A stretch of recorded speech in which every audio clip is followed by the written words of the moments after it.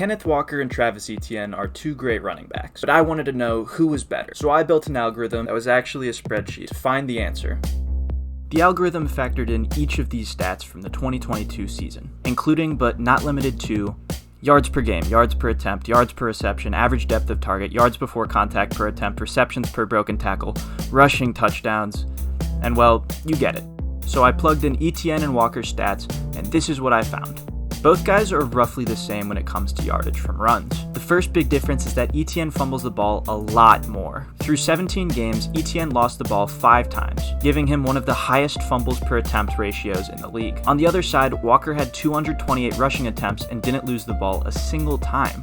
Another stat where Walker has the edge is touchdowns, where he scored 9 to Etienne's 5. So early on in the algorithm, Walker's looking a little bit better. But then we get to yards before contact, where Etienne blows him out of the water. Now, your first instinct might be that Etienne has a good offensive line, that's getting him more yards before he hits a defender, but there's another stat called line yards that measures how much yardage is because of the O-line. And in that stat, both backs are roughly the same. So that means Etienne is better at getting yards before running into tacklers. Either he's faster or more elusive, but for whatever reason, he's just a lot better in this category.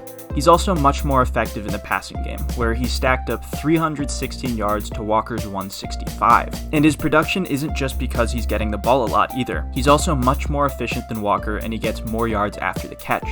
On the other hand though, he breaks a lot less tackles. Kenneth Walker breaks a tackle every 9 receptions, while Etienne breaks one every 35. 9 receptions per broken tackle is one of the highest rates in the league, clearly a huge boost for Walker in this competition. Another really interesting thing about Walker is that almost all of his targets come behind the line of scrimmage, so he has less of an opportunity than Etienne. As a result, his passer rating when targeted is also much lower. So taking into consideration all of these stats, strengths, and weaknesses, we can see that Walker is really good at a few things, while Etienne is more of a jack-of-all-trades type of guy, more consistent across the board.